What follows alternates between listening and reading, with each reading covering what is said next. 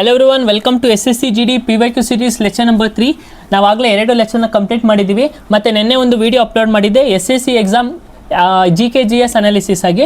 So ಆ ಒಂದು ಆಧಾರವಾಗಿ ಇಟ್ಕೊಂಡು ನೀವು ನಿಮ್ಮ ಯಾವ್ಯಾವ ಟಾಪಿಕ್ಗೆ ಎಷ್ಟು ವೇಟೇಜ್ ಕೊಡಬೇಕು ಅಂತ ನೋಡಿಕೊಂಡು ನಿಮ್ಮ ಪ್ರಿಪರೇಷನ್ನ ಮಾಡಿ. ಮತ್ತು ಲಾಸ್ಟ್ ಮಿನಿಟಲ್ಲಿ PYQ ಮತ್ತು ಸೆಲೆಕ್ಟಿವ್ ಟಾಪಿಕ್ನ ರಿವಿಷನ್ ಮಾಡಿ. ಅದು ನಿಮಗೆ ತುಂಬ ಹೆಲ್ಪ್ ಆಗುತ್ತೆ. ಓಕೆ, ಈಗ ಲೆಕ್ಚರ್ ನಂಬರ್ 3 ಸ್ಟಾರ್ಟ್ ಮಾಡೋಣ. In which year did the Bhimrao Ambedkar led the Mahad Satyagraha movement? Mahad Satyagraha movement ನಮಗೆ ಗೊತ್ತು. ಇದಕ್ಕೆ it is related to against caste discrimination. Against caste discrimination ಅಲ್ವಾ? ಯಾರಿದನ್ನು ಲೆಡ್ ಮಾಡಿದ್ದು ಅಂದರೆ BR ಅಂಬೇಡ್ಕರ್ ಅವರು. ಯಾವ ಒಂದು ಇಯರಲ್ಲಿ? In the year 1927. ಓಕೆ, ಇದೇ ಥರ ಇನ್ನೊಂದು ಮೂಮೆಂಟ್ನು ಅವರು ಲೀಡ್ ಮಾಡಿದ್ದಾರೆ. ಯಾವುದು? ಬಹಿಷ್ಕೃತಿ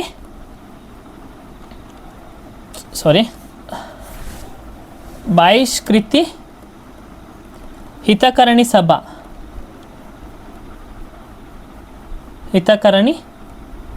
ಸಭಾ. ಈ ಯಾವೊಂದು ಇಯರಲ್ಲಿ ಇದನ್ನು ಇವ್ರು ರಿಫಾರ್ಮ್ ಮೂಮೆಂಟ್ನ ಲೆಡ್ ಮಾಡಿದ್ದಾರೆ ಅಂದರೆ ಇನ್ ದ ಇಯರ್ 1924 ಈ ಒಂದು ಮೂಮೆಂಟ್ನ ಇವರು ಎಸ್ಟಾಬ್ಲಿಷ್ ಮಾಡ್ತಾರೆ. ಮತ್ತು ಕ್ಯಾಸ್ಟ್ ಬೇಸ್ಡ್ ಡಿಸ್ಕ್ರಿಮಿನೇಷನ್ ಇನ್ನೊಂದು ಫೇಮಸ್ ಮೂಮೆಂಟ್ ಐತೆ. ಯಾವುದದು? Self respect moment. ಓಕೆ, ಇದನ್ನು ಯಾರು ಲೆಡ್ ಮಾಡಿ ಎಸ್ಟಾಬ್ಲಿಷ್ ಮಾಡಿರೋದು? Who is the founder of this movement? E.V. Ramaswamy Iyer. E.V. Ramaswamy Iyer ಅವರು ಈ ಒಂದು ಮೂಮೆಂಟ್ನ ಫೌಂಡರ್ ಆಗಿರ್ತಾರೆ. ಇದು ಯಾವ ಒಂದು ಇಯರಲ್ಲಿ ಫೌಂಡ್ ಆಗಿದ್ದು? 1925. ರಿಮೆಂಬರ್, ಈ ಒಂದು ಇಯರ್ ಫೌಂಡ್ ಆಗಿ 100 ವರ್ಷ ಆಯಿತು. ಸೊ ಅದಕ್ಕೋಸ್ಕರನೇ ಎಲ್ಲ ಎಕ್ಸಾಮಲ್ಲೂ ಈ ಒಂದು ಕ್ವಶನ್ನ ಕೇಳಿದ್ದಾರೆ. ಈವನ್ UPSCಯಲ್ಲೂ ಈ ಒಂದು ಕ್ವಶನ್ನ ಕೇಳಿದ್ದಾರೆ. Next, which festival from the West Bengal has found a place in UNESCO list of intangible cultural heritage of humanity? West Bengal ಒಂದು ಫೆಸ್ಟಿವಲ್ ಬಗ್ಗೆ ಯಾವ ಒಂದು festival UNESCO list intangible cultural heritage of ಹ್ಯುಮ್ಯಾನಿಟಿಗೆ ಸೇರಿದೆ ಅಂತ ಕೇಳಿದ್ದಾರೆ. ನಮಗೆ ಗೊತ್ತಿಲ್ಲಿ Durga Puja it is related to West Bengal. ಯಾವೊಂದು ಸ್ಟೇಟಲ್ಲಿ ಫಾಲೋ ಮಾಡ್ತಾರೆ? ವೆಸ್ಟ್ ಬೆಂಗಾಲಲ್ಲಿ ಇದನ್ನು ಆಚರಿಸ್ತಾರೆ. ದುರ್ಗಾ ಪೂಜಾ ಅಂತ ಎಲ್ಲ ಬರ್ತಾರಲ್ಲ, ಅವೆಲ್ಲ ಮೋಸ್ಟ್ ಪ್ರಾಬಬ್ಲಿ ವೆಸ್ಟ್ ಬೆಂಗಾಲಲ್ಲೇ ಆಚರಿಸೋದು. ಸೊ ಇಲ್ಲಿ ಏನು ಬಗ್ಗೆ ಕೇಳಿದ್ದಾರೆ? ಫೆಸ್ಟಿವಲ್ಸ್ ಬಗ್ಗೆ ಕೇಳಿದ್ದಾರೆ. ನಾನು ನೆನ್ನೆ ವೀಡಿಯೋದಲ್ಲಿ ಹೇಳಿದೆ ನಿಮಗೆ ಫೆಸ್ಟಿವಲ್ಸ್ ಬಗ್ಗೆ, ಫೋಕ್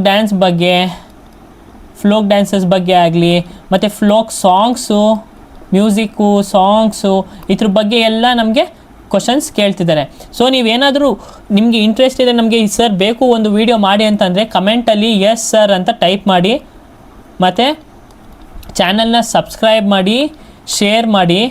ಎಲ್ಲ ನಿಮ್ಮ ಕರ್ನಾಟಕದಲ್ಲಿ ನಿಮ್ಮ ಫ್ರೆಂಡ್ಸು, ಸ್ನೇಹಿತರು ಅಥವಾ ನಿಮ್ಮ ಸೀನಿಯರ್ಸು ಯಾರ್ಯಾರೆಲ್ಲ SSC ಓದ್ತಿದ್ದಾರೆ, GK/GS ಅಲ್ಲಿ ಹೈಯೆಸ್ಟ್ ಸ್ಕೋರ್ ಮಾಡಬೇಕು ಅಂದ್ಕೊಂಡಿದ್ದಾರೆ, ಅವ್ರಿಗೆಲ್ಲರಿಗೂ ಈ ಚಾನಲ್ನ ಸಬ್ಸ್ಕ್ರೈಬ್ ಮಾಡಿ ದಯವಿಟ್ಟು.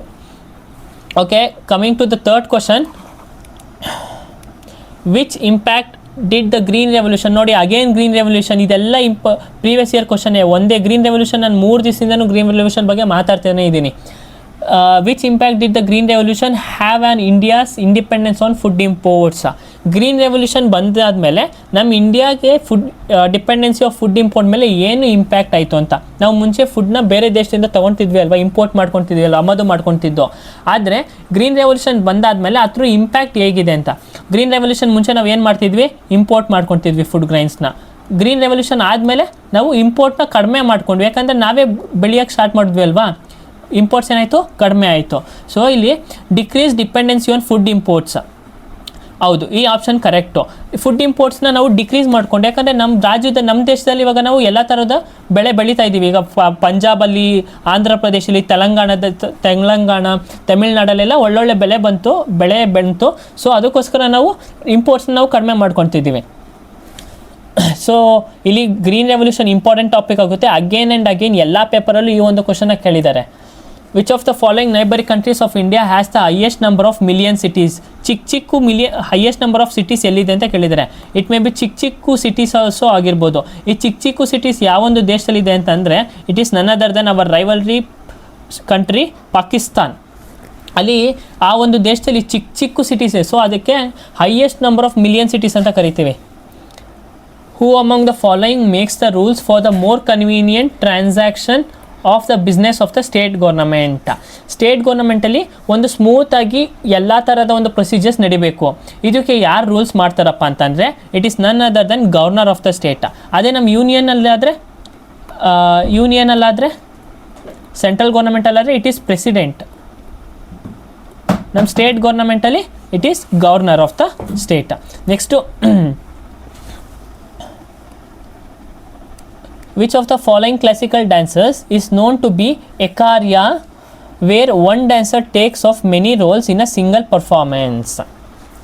ಇದು ಬೇಸಿಕ್ ಮತ್ತು ಈಸಿ ಕ್ವಶನು. ಎಕಾರ್ಯ ಅಂತ ಒಂದು ಡ್ಯಾನ್ಸ್ ಫಾರ್ಮಲ್ಲಿ, ಒಂದು ಡ್ಯಾನ್ಸಲ್ಲಿ ಒಂದು ಫಾರ್ಮ್ ಅದು ಎಕಾರ್ಯ ಅಂತ.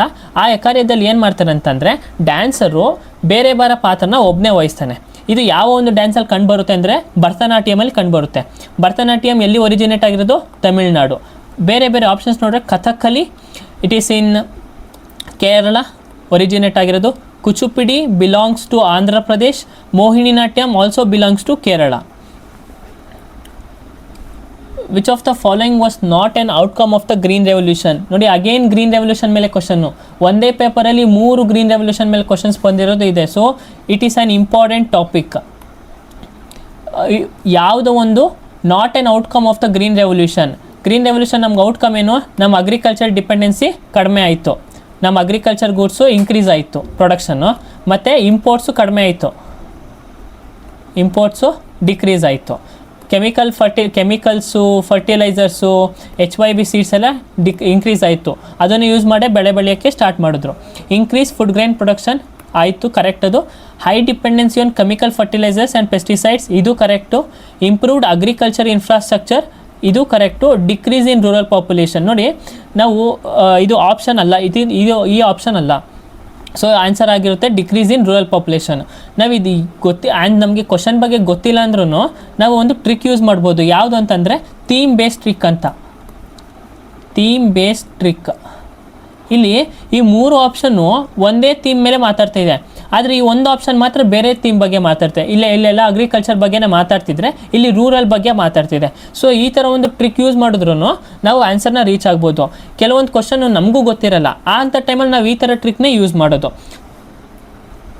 The last Shunga ruler was killed by his minister in which century.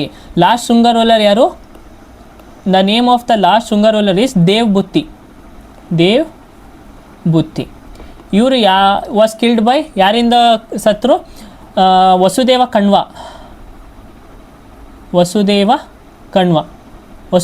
Kanva killed ದೇವ್ ಬುತ್ತಿ. He founded Kanva dynasty. Vasudeva Kanva founded Kanva dynasty ಅಲ್ವಾ? ಸೊ ಯಾವೊಂದು ಅವಧಿಲಿ ಅಂತ ಕೇಳಿದ್ದಾರೆ. The last Shunga ruler was killed by his minister in which century? ಅಂದರೆ ಫಸ್ಟ್ ಸೆಂಚುರಿ BC. ಓಕೆನಾ? First century BCಯಲ್ಲಿ ಯಾರು ಬರ್ತಾರೆ? ಮೌರ್ಯಾಸ್, ಆಮೇಲೆ ಶುಂಗಾಸು, ಕಣ್ವಾಸು ಇವರೆಲ್ಲ ಬರ್ತಾರೆ. ಶಾಕಾಸು, ಆಮೇಲೆ ಫಾರಿನ್ ಡೈನೆಸ್ಟೀಸ್ ಬರುತ್ತೆ. ಶಾಕಾಸ್, ಕುಶಾನರು ಇವರೆಲ್ಲ ಫಸ್ಟ್ ಸೆಂಚುರಿ ಬರ್ತಾರೆ. ಓಕೆನಾ? ಸೊ ಹಿಸ್ಟ್ರಿ ಏನು? Timeline important. ಈ ಕ್ವಶನ್ ಯಾತ್ರ ಮೇಲೆ ಬೇಸ್ ಆಗಿದೆ? Timeline. ಎಲ್ಲ ಒಂದು ಯಾವಾಗ history use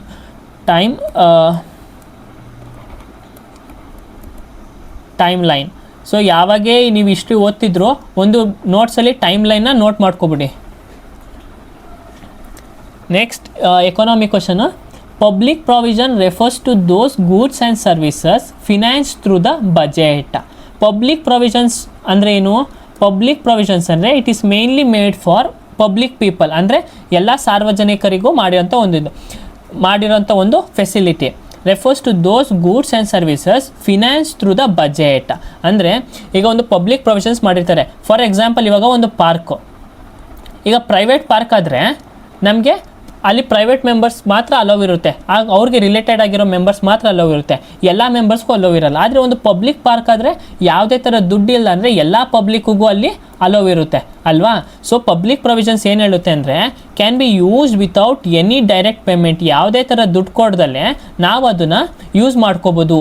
so for example, ಇವಾಗ ಪಬ್ಲಿಕ್ ವೆಲ್ ಅಥವಾ ರಿವರ್ ಆಗಿರ್ಬೋದು ಅಲ್ವಾ, ಇದನ್ನೆಲ್ಲ ನಾವು ಯಾವುದೇ ಥರ ದುಡ್ಡು ಕೊಡದೆ ನಾವು ಯೂಸ್ ಮಾಡ್ಕೋಬೋದು. ಸೊ ಇದನ್ನೆಲ್ಲ ಮಾತಾಡೋದು ಯಾವುದು? Public provisions.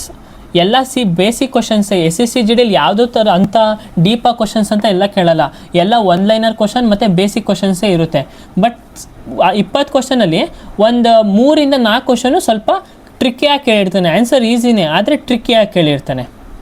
Last question, the government of India act of 1935 provided for how many list of divisions of power between the federation, central government ಮತ್ತು provinces. C, government of India act of 1935